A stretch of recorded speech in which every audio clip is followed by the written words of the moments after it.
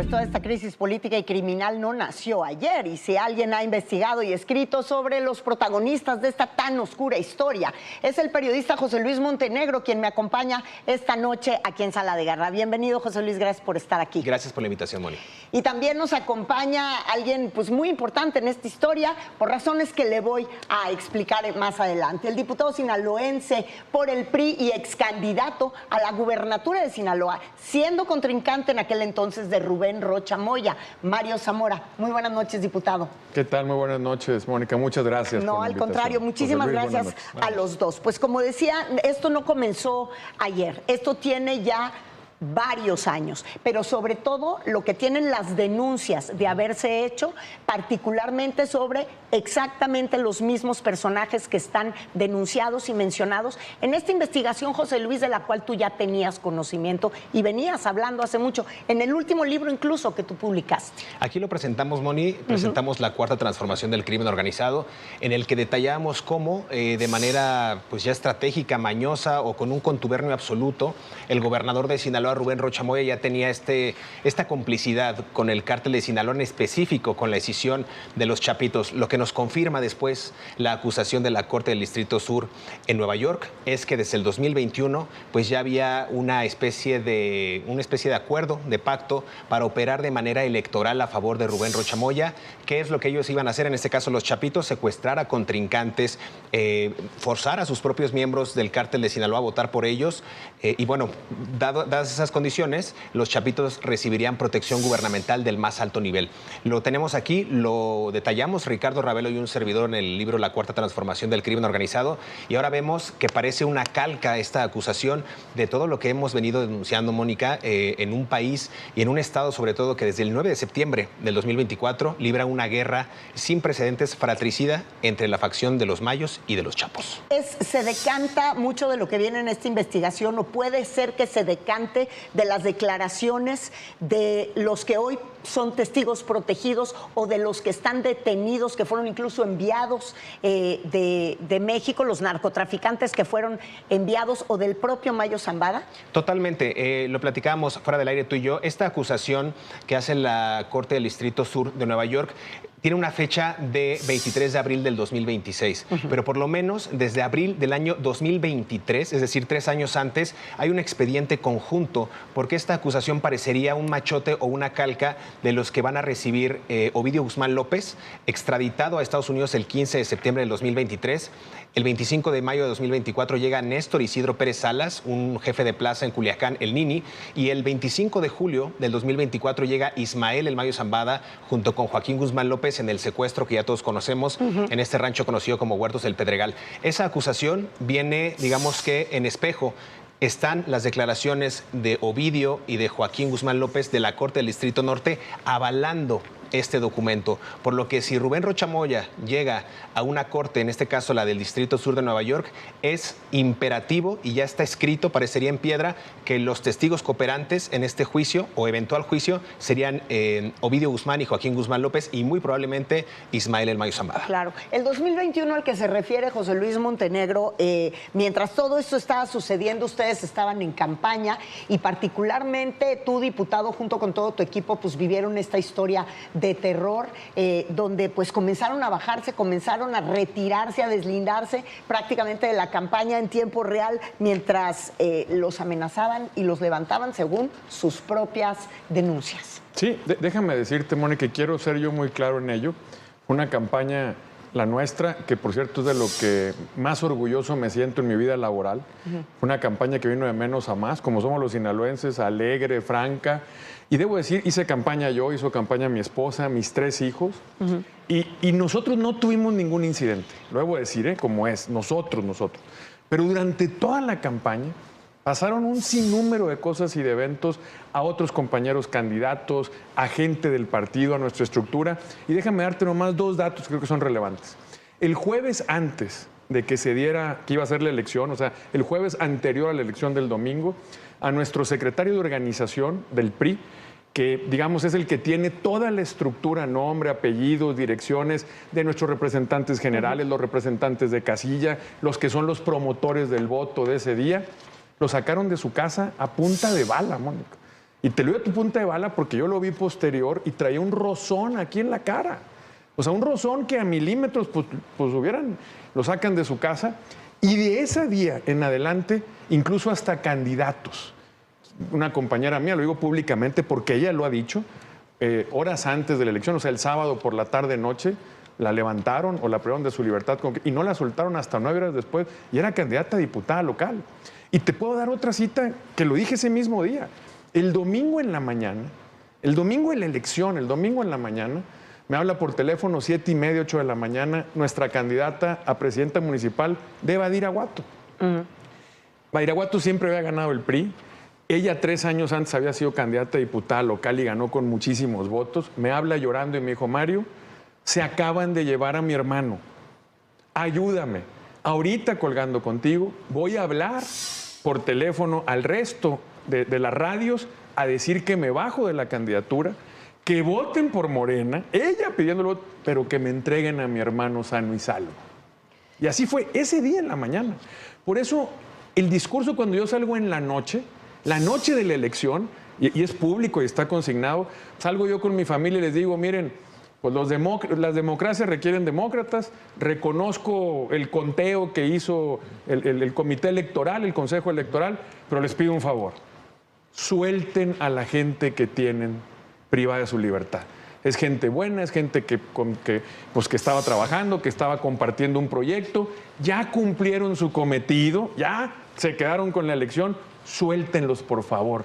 Y recuerdo, pues muchos ni la voltearon a ver esa declaración, pero alguien que estaba ahí me dice, oye Mario, pues esa declaración está para que la saquen a nivel internacional, pero pues nunca salió nada. Posteriormente, tengo que decirlo, empezamos a trabajar para poner una denuncia. No es fácil, pues la gente tiene miedo, todo el mundo estaba, incluso los que en ese momento estaban en el PRI, porque hoy ya no están en el PRI, nos dejaron solos.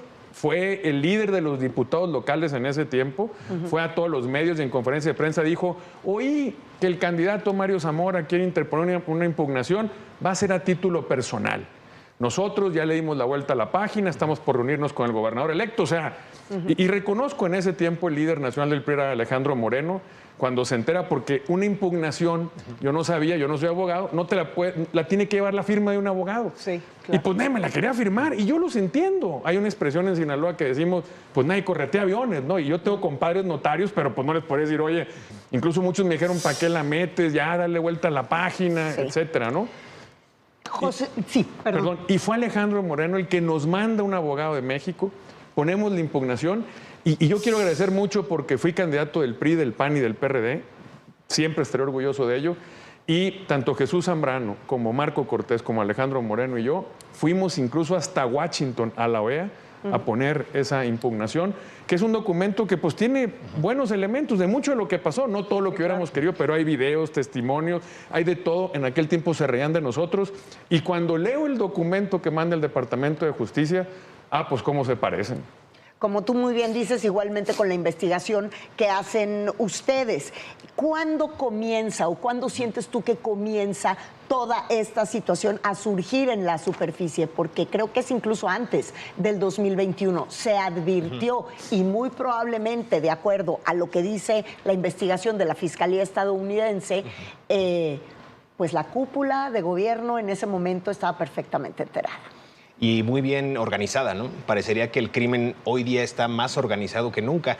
Y en 2017, de acuerdo con esta acusación, ya había reuniones, no solamente de alto perfil como las que narra aquí de Rubén Rocha Moya con los involucrados del cártel de Sinaloa. Recordar lo que hemos hablado ampliamente, la relación de estos gobernadores con esta red extensiva del contrabando de combustible, el huachicol fiscal en su variante. También hubo una beta importante del involucramiento de Rocha Moya con el llamado rey del huachicol, Sergio Carmona, que después aparece sin vida, aparece asesinado y de allí se derivan otros tantos personajes vinculados a la operación de promoción para el ascenso de diferentes gobernadores. Américo Villarreal, Por que ejemplo, dicho sea de paso, era el coordinador de la campaña de Rocha Moya en ese momento, ¿no? Por ejemplo, ese es uno. Y de allí, ¿quién era el personaje que estaba al frente del partido? Bueno, Mario Delgado. Ese es otro personaje que está involucrado en esta red extensiva de Huachicol y Huachicol Fiscal. Y de allí nos podemos ir con Marina del Pilar, acusado presuntamente su esposo también de lavado de dinero, Carlos Torres Torres. De allí nos podemos ir a otros tantos gobernadores que se habla en una presunta lista. Mara Lezama en Quintana Roo, por ejemplo. Que les han retirado la visa. Que les han retirado la visa. Y bueno, nos podemos pasar aquí toda la noche. Pero yo diría 2017, e inclusive el propio Rocha Moya, en varias entrevistas durante su ascenso a la gubernatura, él admite tácita, explícitamente, que para llegar al escaño más, al mejor o al mayor escaño de gobernabilidad del Estado, que es la propia gubernatura, valga la redundancia, tiene que sentarse a negociar con los líderes de los cárteles. Y estamos hablando en ese momento de Ismael El Mayo Zambada y de los Chapitos. Él lo dijo explícitamente. Quizás el mensaje, Moni, siempre estuvo ahí y no lo supimos leer. Tú revelaste unos audios también. Tú revelaste unos audios que presuntamente son la radiofrecuencia, no sé, corrígeme si me equivoco, si era de la policía avisando específicamente para aquella reunión con Cuen, bueno, donde sucede todo esto, se advertía quiénes ya estaban, digamos, puestos para esta reunión. Citados, en el cónclave criminal. Las radiofrecuencias me las comparte un elemento del grupo de los Chapitos. Estas radiofrecuencias lo que dicen es: este pase de lista va a estar Héctor Melesio Cuen, va a ir Joaquín Guzmán López, va también a asistir el gobernador Rubén Rocha Moya, pero hacen una acotación. El gobernador Rubén Rocha Moya va a argumentar de último minuto que tiene problemas de salud y que no va a poder llegar al encuentro. Ese 25 de julio del 2024, cuando citaron a todos estos personajes en el rancho Huertos del Pedregal, a las afueras de Culiacán, vemos lo que ocurre, una traición por parte de Rubén Rocha Moya a Héctor Melesio Cuen, quien es ultimado en el rancho. Después vemos el intento de la Fiscalía General del Estado a cargo de Sara Bruna Quiñones de este montaje donde supuestamente asesinan a Héctor Melesio Cuen en una gasolinera, lo cual resultó ser falso. Y de allí empiezan a concatenarse una serie de inconsistencias, porque al día de hoy se fue el Mayo Zambada así a un campo a Campo Berlín, en Nabolato, en una pista clandestina de Estados Unidos. Hay dos vertientes de investigación. Estados Unidos nunca le proporcionó al gobierno de México, por obvias razones, hoy lo sabemos, el número de vuelo, la matrícula, el nombre del piloto, toda la operación que llevó al Mayo Zambada a Estados Unidos. Esto era evidente, una negociación con Joaquín Guzmán López. Y del otro lado, en la parte de gobierno, desde el 2024, estamos viendo que hay maromas que ni en el mejor circo se las avientan, porque no han podido llevar a cuentas a Rubén Rocha Moya para saber si viajó o no viajó a Los Ángeles. La Fiscalía, en este caso Sara Bruna Quiñones, solo fue removida del cargo, pero nunca la investigaron por ese tipo de montaje. Es decir, no hay una investigación clara. Ni una consecuencia. Ni una consecuencia legal para los implicados en este caso. Entonces, es terrible pues lo que se vivió en Sinaloa. Diputado. Fíjate, déjame ir un poco más allá. Y primero déjame nomás decir una cosa, Mónica, porque yo soy sinaloense, mis hijos, mis papás, mi hermana, todos. Los sinaloenses somos mucho más que esta lista, la verdad. Y duele mucho porque nadie ha perdido más con todo esto que Sinaloa. Hoy por hoy no hay un solo indicador, uno. Generación de empleo, inversión, que vaya bien en el Estado. ¿De qué se habla en el Estado? De muertos, de desaparecidos, de empleos cerrados, de empleos perdidos, de negocios que ya no pueden continuar más. Las buenas noticias, ¿sabes cuáles son? No, hoy van a llegar 50 elementos más del Ejército. Hoy van a llegar 200 elementos más de la Guardia Nacional. Como si quisieran hacer de Sinaloa pues un cuartel, ¿no? A ver, duele muchísimo. Turismo del terror. Y muchísimas cosas podemos estar hablando de Sinaloa, que es un estado con un gran potencial, con una... Y lo digo como ese. A ver, si a mí me hubieran dejado llegar, yo fuera gobernador, nada de esto estaría pasando. ¿Y quieres volver a contender? Bueno, vienen, pues por supuesto, pues tenemos que sacar del hoyo a Sinaloa. Vamos, ¿yo qué es lo que creo? ¿Y no te da miedo que vaya a volver a pasar todos. lo mismo que pasó en el 2021? Mira, claro que siento miedo. Yo no creo, yo no veo el escenario para que pase lo mismo, sería una locura. Claro que hay miedo, pero hay mucho más esperanza. Y no es una obsesión, es una convicción. Se va a requerir de mucho talento y capacidad, y no de uno, de muchos, de un equipo completo, para sacar a Sinaloa del hoyo en el que está. Ojalá nos unamos todos. Yo no veo hoy cómo un sinaloense que quiera Sinaloa no diga, yo hago a un lado cualquier ego, cualquier interés particular, pero unidos y sacar este mal gobierno que tiene Sinaloa. Pero quería decirte algo, porque a veces nos perdemos en cosas. Revisemos la elección del 2018. La verdad, y lo digo como es mi amigo, pero más allá de la amistad, y lo pueden revisar porque están los datos, José Antonio Meade fue un candidato que visitó muchas veces Sinaloa, que hizo muchas cosas por Sinaloa. Por ejemplo, como secretario de Energía le tocó llevar el gas natural, que es un antes y un después. Como el responsable de la financiera rural, pues era el estado donde más crédito daba la financiera rural. Bueno, per cápita fue el estado donde más votos sacó Andrés Manuel López Obrador. Ya desde ahí uno podría, podría empezar a ver si se fraguaba algo. Y eso te lo digo porque yo hace un año, y está en el diario Los Debates, hace un año me subí a la tribuna del Congreso de la Unión y les dije, oigan, están diciendo que Estados Unidos le está quitando visa a gobernadores, alcaldes. Primera, yo creo que si el gobierno de nuestro principal socio comercial, ¿no? No quiere que un alcalde, que un gobernador, que un diputado, que un senador, ni siquiera los visite de turista, pues por alguna razón será. Lo menos que debe hacer el gobierno nuestro es, pues pregúntenles, pero si no les quieren decir, investíguenlos. No es posible. O sea, ¿en dónde pasa eso? ¿Y qué hizo este gobierno? Nada. Nada. Una conclusión de 2 minutos, ya nos tenemos que ir, José Luis. Gracias por la invitación, Moni. Yo creo que estamos en la antesala de algo mucho más grande. Rubén Rocha Moya es la punta del iceberg.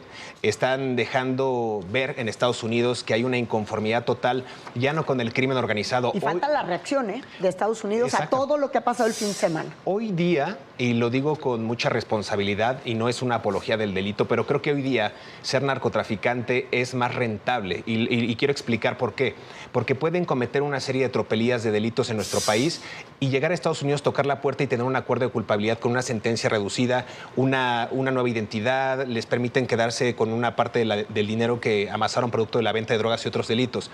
Creo que esa parte de la negociación entre narcos y gobierno de Estados Unidos ya es algo que parecería cotidiano. Ahora estamos viendo la molestia evidente del propio gobierno de Estados Unidos contra los narcopolíticos, en este caso el primero nombrado en este expediente de la Fiscalía del Distrito Sur, Rubén Rocha Moya. ¿Van por más? Yo creo, ha habido claras intenciones del propio embajador Ronald Johnson cuando visitó Sinaloa hace unos días. Pero apenas hace unos días, sí. 6 días antes de que hicieran pública la acusación contra Rocha Moya, el embajador se mostró reacio, se mostró duro, porque hablaba sobre la inversión, que la corrupción inclusive estaba mermando en la parte económica de América del Norte. Pero fue porque reventaron el evento donde iba el embajador. Que además eso es lo que hay que decir. Mucho la atención. No pudo ni siquiera llegar el embajador al evento porque pues, no había seguridad, no hubo filtros de seguridad. Llegó la gente quejándose, si tú quieres, y reventaron el evento y corrieron al gobernador de ese evento. O sea, nunca estuvo el embajador ahí. Incluso no hay una sola foto. De hecho, no hubo un encuentro entre el embajador y el gobernador. Pues no hay una foto entre ellos dos, ¿no? Yo creo que no. Y creo que para Rocha esa foto valía mucho en ese momento, pues claro, me imagino. Pero mira, déjame ir nomás algo más allá. Yo coincido, yo creo que hoy hablan de Sinaloa, pero creo que esto no solamente es Sinaloa. Y también coincido. Yo creo que es el inicio de algo y creo que te puede caer bien, te puede caer mal, pero Estados Unidos está haciendo su trabajo en combatir al crimen organizado. El crimen organizado son organizaciones internacionales. El narcotráfico no puede un país solo hacerlo. México debería hacer su parte y nosotros los ciudadanos y los que queremos a México también la nuestra. Hay que cambiar el rumbo de Sinaloa, hay que cambiar el rumbo de este país y hay que echar para afuera este gobierno. Hay que decirlo como es, no hay otra alternativa. ¿Cuál será, antes de despedirnos, cuál será en este momento el clima que se siente en la sociedad una vez que ha pedido licencia el gobernador Rocha Moya? Mira, hay nerviosismo, hay también miedo, temeridad, pero hay mucha esperanza, muchísima esperanza. La gente está animada. A mí me dicen muchos, pues, a ver, hay un Dios, la justicia llega, el tiempo pone las cosas en su lugar. Repito, la verdad te felicito, Mónica, qué buen programa, y sobre todo, José Luis, mis respetos. Es un tema que no cualquiera realmente sabe y conoce de él. Se ve que eres un verdadero experto y que lo has estudiado. Y insisto, yo creo que es el inicio de algo. No perdamos esta oportunidad. Y yo creo que, ¿qué es lo que queremos en Sinaloa? Queremos conocer toda la verdad y queremos que se haga justicia. Claro. José Luis. Pues yo creo que contribuiría al mismo comentario que hace el diputado. Finalmente, Sinaloa vive el peor grado de la violencia, que es el silencio. Cuando todas las actividades económicas, políticas y sociales están cooptados por un grupo, como lo es el cártel de Sinaloa, esto impide el crecimiento, impide el propio esparcimiento de la gente que quiere salir a la calle a tomar un café, ir al parque. Yo me considero amante de Sinaloa, he estado por largas temporadas allá y es inaudito que en las playas, en Altate, en Los Mochis, en Mazatlán, llegue gente armada a invadir la tranquilidad de los visitantes. Uno como turista también lo vive. Así es, pues les agradezco muchísimo a los dos haber estado esta Gracias, noche Mónica. aquí en Sala de Guerra y esperemos que sea la primera de muchas. Muchísimas gracias. Todavía hay muchas cosas por suceder y por poner sobre la mesa. Muchas gracias. Muy buenas noches.